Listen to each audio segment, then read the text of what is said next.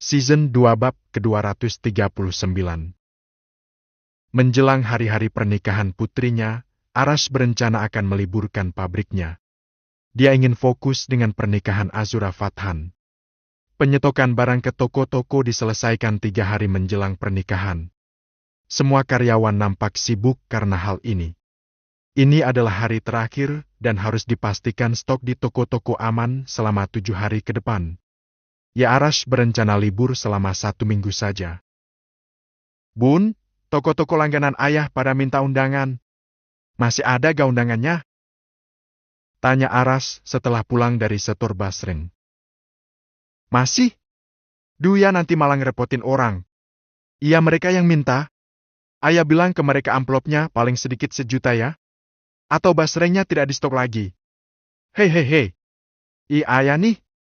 Itu sih namanya ngerampok. Halah bercanda, Bun. Langganan ayah juga udah biasa bercanda sama ayah. Ya udah, sini mana undangannya? Ayah mau anterin ke mereka. Berarti cateringnya harus ditambah dang ya? Berapa toko yang mau diundang? Kira-kira 10-an en, Bun. Iya dang, tambahin jumlah porsinya, Bun. Bilang sama wawnya. Kita mau nambah undangan. Tadinya ayah mau diem-diem aja. Ditanyain kenapa libur seminggu. Ya udah, ya bilang aja. Pada minta undangan. Ini cuma yang di Cikarang aja. Yang di luar kota gak usah. Ayah suruh transfer aja. Loh kok? Transfer duit Basreng maksudnya. Bukan uang sumbangan. Hei. Kirain. Bentar ya. Aku ambilin dulu. Naura lalu mengambil sisa undangan yang diletakkan di dalam almari. Kenapa gak pakai undangan lewat HP aja sih ya? Sekarang kan udah canggih. Bisa lewat grup juga kan? Ucap Aska yang dari tadi sibuk dengan laptopnya, tapi masih bisa mendengar percakapan ayah dan bundanya. Bisa sih. Tapi menurut ayah ini tidak sopan, Aska. Mungkin sih biar lebih praktis. Bahkan kadang ada yang share di grup undangan pernikahan. Pernah nih ayah punya cerita. Ada di grup SMP ayah. Waktu itu ada yang sebar undangan pernikahan anaknya. Semua diminta datang ke pernikahan anaknya. Karena merasa semua diundang, kami pun akhirnya datang. Tahu gak apa yang terjadi? Enggak ya? Emang ada apa ya? Undangan membludak. Banyak banget tas, padahal di gedung lo. Kami yang mau ngasih ucapan sampai sesak-sesakan. Entah itu sudah diperhitungkan sebelumnya atau tidak. Tapi kalau dia berani ngundang semua teman-temannya, otomatis dia sudah menghitung berapa jumlah temannya kan? Tapi ini sepertinya tidak. Mana jamnya hanya dibatasi cuma 1 jam aja lagi. Wow, gak kebayang tuh ya. Pasti sesak-sesakan. Ya waktu itu padahal bunda lagi hamil Nashwa. Tadinya ayah mau pulang aja. Tapi bunda bilang mau kasih ucapan dulu. Buat apa datang kalau tidak ngasih ucapan ke pengantinnya? Kalau aku sih mending kabur aja, ya? Ya ayah juga gitu. Tapi menurut bunda enggak. Niat kita datang kan karena ingin memberi ucapan selamat. Masa langsung kabur aja? Ya kan yang penting amplopnya ya. Hei, bener juga ya. Tapi enggak lah. Kita menghargai tuan rumah. Tapi tuan rumahnya tidak menghargai tamunya. Celetuk Aska. Ya sih. Gak sampai di situ Aska. Giliran mau makan saja susahnya minta ampun. Karena standing party, ya bejubel semua. Sampai giliran ayah, mau ambil sup iga malah tinggal sayurnya aja. Gak ada iganya. Hei. Gak apa-apalah untuk mengganjal perut yang lapar karena antri. Hei. Ya Allah ya, sampai segitunya. Mending gak usah aja lah ya. Kalau nurutin ego sih ya. Tapi kita mencoba positif thinking aja Aska. Itulah kenapa ayah gak mau ngundang teman lewat grup yang satu undangan untuk ram-rama. Selain kurang sopan, ini adalah soal adab memuliakan tamu. Ya, karena undangan itu kan tamu kita. Kita undang secara langsung. Kalau memang biasanya lewat handphone, ya kita telepon satu-satu sampaikan dengan cara yang baik. Atau kalau tahu rumahnya ya kita antarkan langsung aja. Emang sih ribet untuk zaman yang sekarang serba canggih. Tapi inilah cara kita memuliakan tamu. Mengundang orang juga harus siap menjamunya dengan baik. Karena Rasulullah mencontohkan seperti itu, Aska. Iya ya. Jadi ingat kisah sahabat Rasulullah yang menjamu tamunya Rasulullah. Mereka hanya punya satu porsi makanan dan dia berikan pada tamu itu. Dalam keadaan gelap mereka menjamu tamu dan membunyikan peralatan makan seolah ikut makan juga. Sabda Rasulullah Shallallahu Alaihi Wasallam, barang siapa yang beriman kepada Allah dan hari akhir, maka hendaknya dia memuliakan tamunya. Begitu Aska. Ya. Aku ngerti teknologi tak boleh menggerus adab ya. Benar. Biar aja dikatain kuno. Tapi menurut ayah beginilah cara yang baik. Ayah juga menyewa gedung yang lumayan besar agar semua tamu bisa duduk dengan nyaman. Gak ada makan sambil berdiri. Meski kelihatan modern, tapi kalau tidak sesuai ajaran Islam ya kita tinggalkan. Ayah tidak mengundang banyak orang kok. Yang kenal dekat saja. Biar tempat duduknya muat. Terus gimana kalau tiba-tiba banyak orang yang gak diundang tapi dateng ya? Ya gak boleh. Kalau gak diundang ya gak boleh dateng. Malah jadi haram lu hukumnya. Soalnya ini terkait perizinan. Soalnya tuan rumah kan pasti sudah menyiapkan jamuan yang sesuai dengan yang diundang. Kalau tiba-tiba banyak orang yang gak diundang juga ikut makan, nanti malah takutnya gak cukup untuk yang diundang. Tapi mungkin belum banyak orang yang paham akan hal ini. Ya dulu pernah viral ya ada orang lewat ikut mampir ke acara orang nikahan. Kasih amplop isinya kosong terus dia ikut makan di dalam. Tuh gimana Dangkia? Itu malah yang dimakan jadi haram Aska. Terlihat sepele ya padahal. Tapi mereka gak tahu kalau itu haram hukumnya. Oh gitu ya. Oke. Aku ngerti. Ngomong-ngomong nanti kalau aku nikah, acaranya juga bakalan kayak Azura Gaya? Hei. Ya insya Allah. Tapi sama siapa? Kakak udah diambil orang, Sophie udah pergi. Oh ya Sophie gimana kabarnya ya? Apa ada kabar tentang Sofia, As? Tanya Aras. Gak tahu? Aku gak tahu kabarnya. Ucap Aska yang memang tidak pernah komunikasi dengan Sofia sejak wanita itu pergi ke Palestina. Nanti ayah akan coba hubungi kantor yang mengirim Sofia ke Palestina. Ayah jadi merasa bersalah karena gak pernah nanya kabarnya. Semoga dia baik-baik saja ya As. Ucap Aras. Amin. Konsentrasi Aska jadi terganggu sekarang sejak ayahnya membahas tentang Sofia. Dia yang sudah lupa dengan wanita ini, tiba-tiba jadi ingat lagi. Dia mengingat semua yang dulu pernah terjadi di antara dia dan Sofia. Entah bagaimana kabar Sofia saat ini. Apa wanita itu baik-baik saja di tengah perang yang sedang berkecamuk di sana? Aras mencoba mencari kontak yang pernah dia simpan.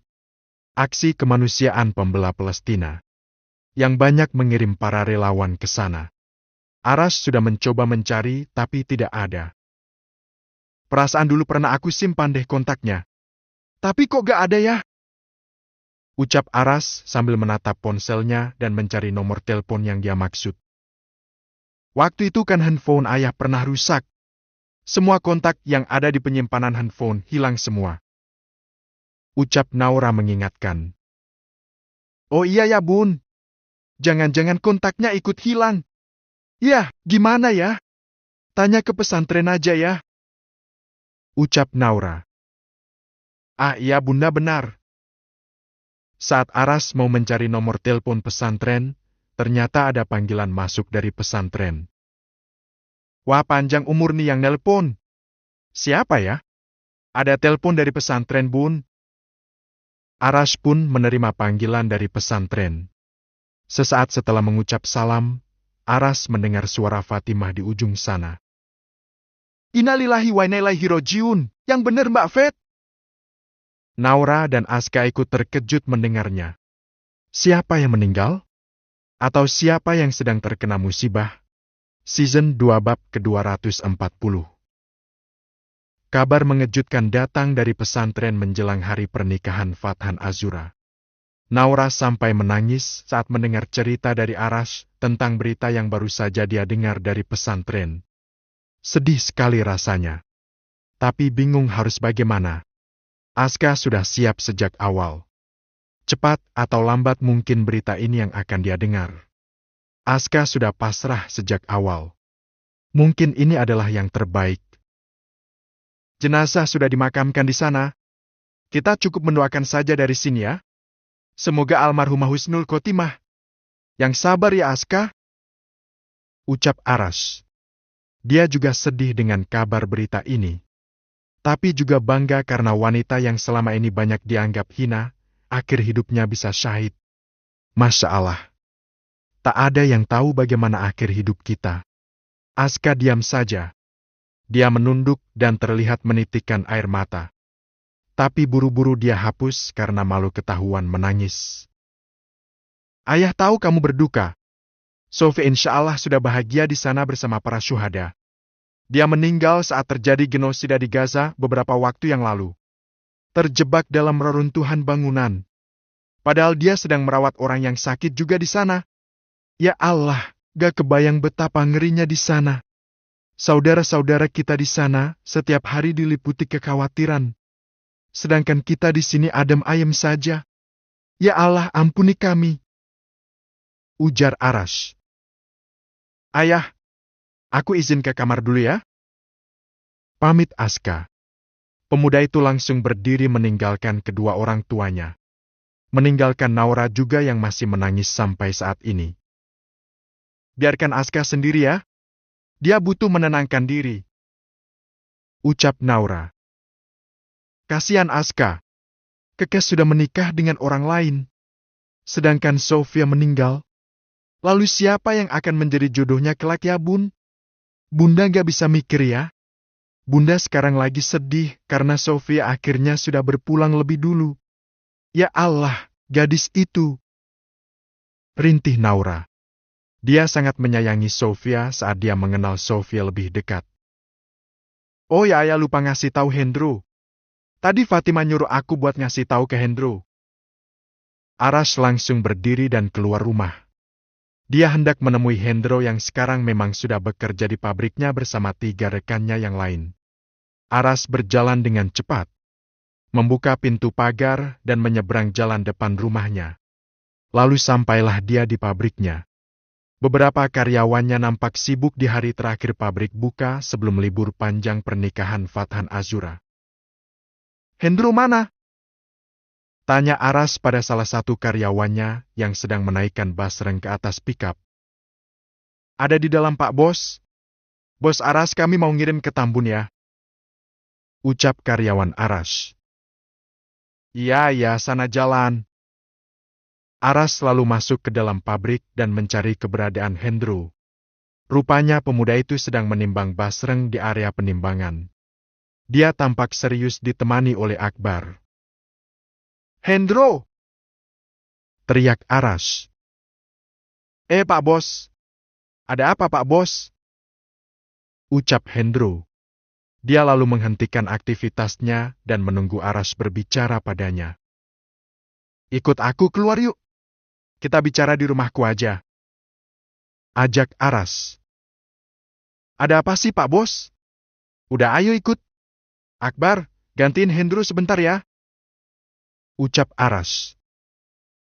Siap Pak Bos. Hendro lalu menghampiri Aras dan keduanya jalan berdua keluar dari pabrik. Hendro masih menerka-nerka ada apa sebenarnya. Kenapa Aras sampai memanggilnya keluar? Ada masalah apa? Apa dia melakukan kesalahan hingga harus dipanggil? Hendro lalu berusaha mengenyahkan pikiran buruknya. Tapi dia yakin ada sesuatu yang penting yang akan dibicarakan Aras. Duduk dulu, Hen. Tita Aras saat keduanya sudah sampai di teras rumah Aras. Iya, Pak Bos.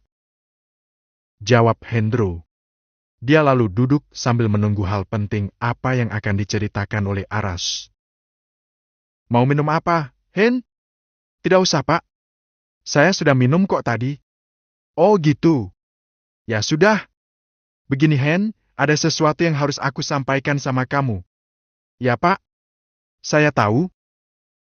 Jawab Hendro yang sekarang terlihat lebih sopan.